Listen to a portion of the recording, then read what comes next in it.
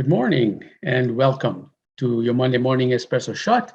Let us begin by first placing our awareness in the area of the heart. If you're having a hard time hearing me, then please do send me a text on the chat area and I'll adjust something at my end. But for now, let us begin by placing our awareness in the area of the heart, taking slow, deep, gentle breaths. And just imagine these breaths are flowing in and out of your heart, breathing a little slower, a little gentler than you normally would.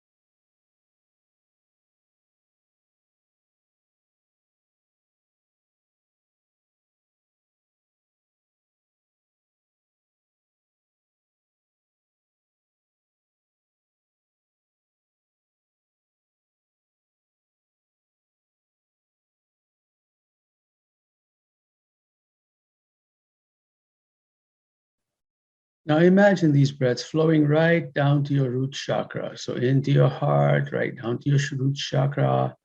And then when you breathe out from that base and out from your heart. Imagine these breaths are flowing in and out of your heart. You'll be breathing from your nose or your mouth, of course, but just follow the breaths and stay present.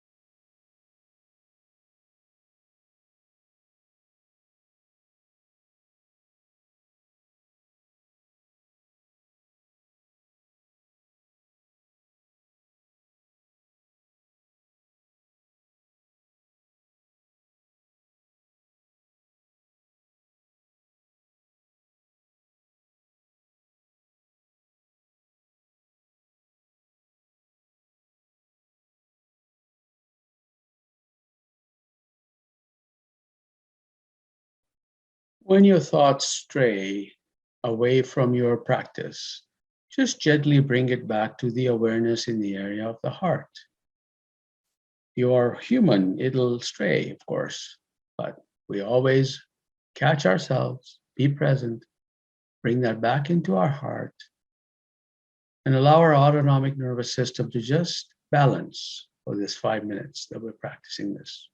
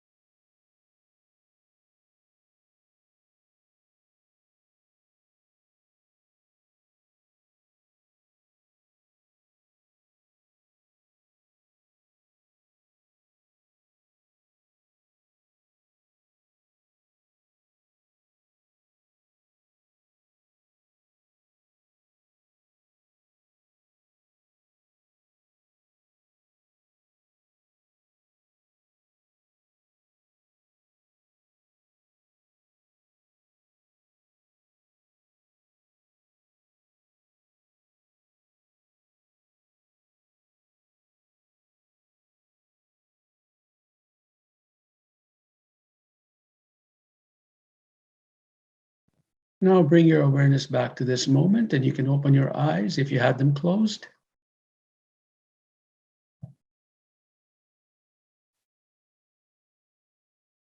Once again, good morning or good afternoon, depending on where you are in the world.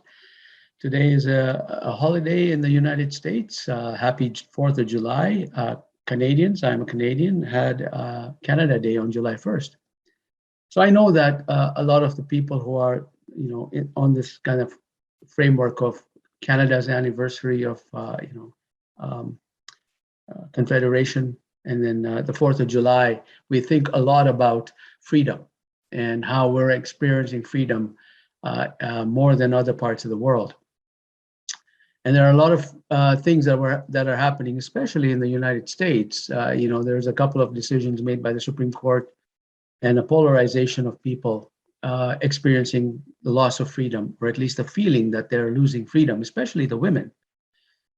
There was and this allows us to kind of explore this notion of what's going on here. Are we really truly in a free space? And I wanted to kind of tie this in to our conversation today to activate the Messiah within. I want to go back a bit, get a bit biblical and historical very briefly, and then I'll make my point. So the whole idea here, that I thought of this not because of the decisions that were being made in the United States on Roe v. Wade, or the EPA decision where their teeth, they don't have much teeth in terms of making regulatory teeth to help protect the environment. So those are the things that are happening. So that wasn't why I did this. This just came about and it just lined right up. But one of the things we want to reflect on are these sages and mystics. We call them prophets, messiahs, Moses, Jesus, Mother Mary, Muhammad. And the question, we've all grown up learning and experiencing and expecting that, God chose these individuals. Specifically, they looked at the population and say, okay, this is the one. And this person will be the one that's going to deliver our message. I'd like to think it differently because that does not align with my own belief system. And I do have a different belief system now. I wanted to share that with you in case it resonates with you, and certainly you don't have to adopt it. But I really think that as humans, when we get to a point where we're so passionate about things, there are individuals who have healed themselves of terminal illness because they said, no, I don't want to leave. There's one individual in particular that I read about, Viana Stibble. She founded the Institute of Theta Healing. It's a healing modality. She writes in her story that one day she found out that she was terminally ill and she had little kids, toddlers, and there was nobody to leave the toddlers to. The toddlers would end up going to foster homes. So she decided with very strong presence, this is not going to happen to me. And as soon as she said that, there was spontaneous remission that she cured herself. That is, I have a friend who actually had that happen to her. So I have a firsthand knowledge of somebody who was on deathbed and they were about to pronounce her, and there was no chance of her recovering. And she had a near-death experience and she recovered. And she still lives today. So, when you think about those things, those sound like miracles, don't they? Those sound like miracles, but indeed, they haven't been written about as miracles. These two individuals that I mentioned have published books. They might as well have been scriptures. And so the question becomes, how did Moses come about? Was Moses really the chosen one? And if he was, then basically he's the one who God was said, hey, do this and do that fast. It was not until he freed the slaves because he felt out of alignment in that life. He felt out of alignment. And he decided he was not going to play the Pharaoh's rules. And he was imprisoned. And only after the slaves left that he was getting the 10 Commandments came down. You look at examples of Muhammad, who really was upset at the injustices. Now, he was from an affluent family. He was upset at the injustices that was happening, and he chose to step forward. And I truly believe that when human beings, ordinary human beings like you and I, choose to step forward because we're so passionate about something, that spirit then says, okay, you want to do this, here's how you do it. And then if you're truly passionate, if you're truly authentic, you will find the courage, and spirit will give you courage to move forward. You may become the next Messiah. So the idea of, and I wanted to shatter this kind of sense of belief that says that messiahs and people who are who actually shift and catalyze the world are only those that God has chosen. I truly don't believe that. I believe that if you have enough of a passion to change the world, and you are heart-centered, the spirit will line up with you, because if your vibration matches that of the vibration of humanity and the vibration of spirit, you are connecting, and that's going to happen. So I wanted to kind of leave that with you and say, look, do not leave human elevation to others, because you and I are here for that. And let's find the passion in our hearts, and let's not wait for somebody else to do something different. So I just wanted to leave that thought with you in this very moment. So let us begin by now tapping into our heart center and see if we can elevate the Messiah within and see what happens. So let us begin by continuing by placing our awareness in the area of the heart, taking slow, deep breaths. And imagine these breaths flowing in and out of our hearts. Everything we needed to do to increase our passion and connect with spirit, we were born with. These tools we were born with.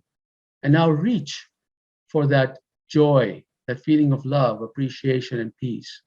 Reach for that and experience that in your heart. And as you do that, put a gentle smile on your face.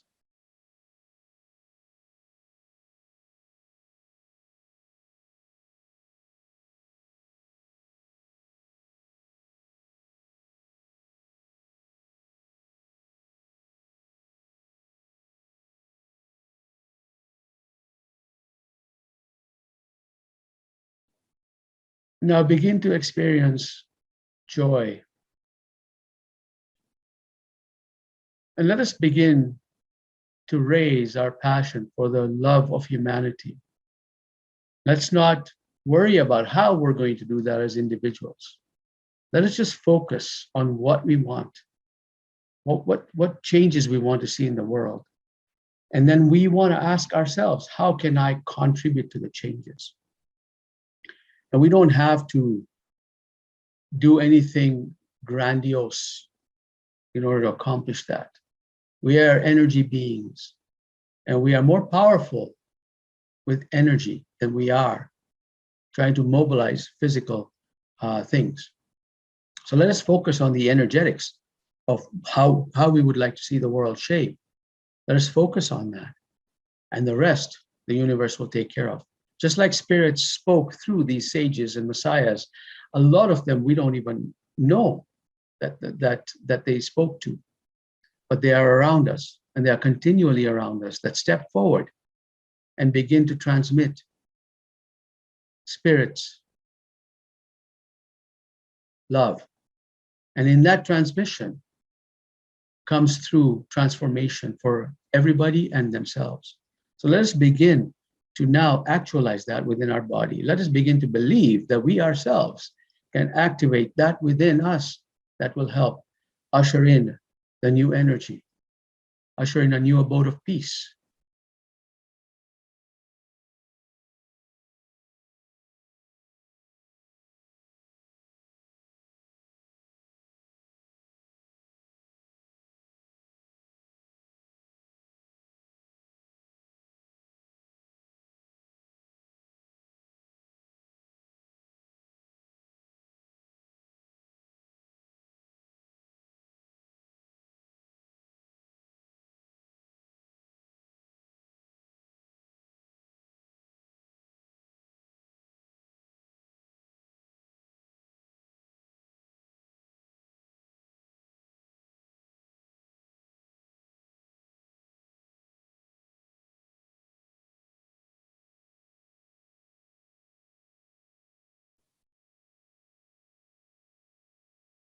Now gently open your eyes if you had them closed.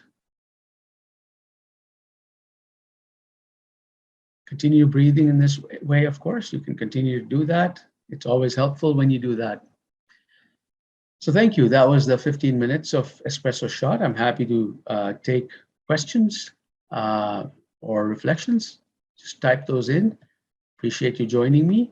If those of you who are in the Calgary area, do come see me on October 1st and 2nd. I'll be doing 2 presentations on October 1st, much like what we talked about today. There will be a little bit more depth given in that. And if I can be of service to help you one-on-one get out of your own way, let me know. I'm happy to do that. All right, so let's talk about responses here. So just seeing what's coming through. All right, nothing's coming through. Everybody is pretty much satisfied. Oh, I see that. Shelley, thank you for that message. Brilliant and inspired message. I appreciate that. I truly hope that people will start thinking in this way. I appreciate that. Zachary, that was lovely. I've been watching on this with Heal the movie. Yes, wonderful. Yeah, these messages actually have been coming since before the people, before Moses. These messages of heal yourself has been around for a long time. We are just beginning to now realize that all of these things are coming together. So thank you for that, Zachary. You're welcome, Shelley. Thank you so much. And thank you all for stepping in and supporting us in this way. Yeah, Zachary, Yogananda's Second Coming of Christ. I have not read that book. So that's amazing. I have his first book. That's great. Thank you so much for sharing that. Appreciate that, Zachary. All right. Have a wonderful rest of the week, and I'll chat with you next week. Take care for now.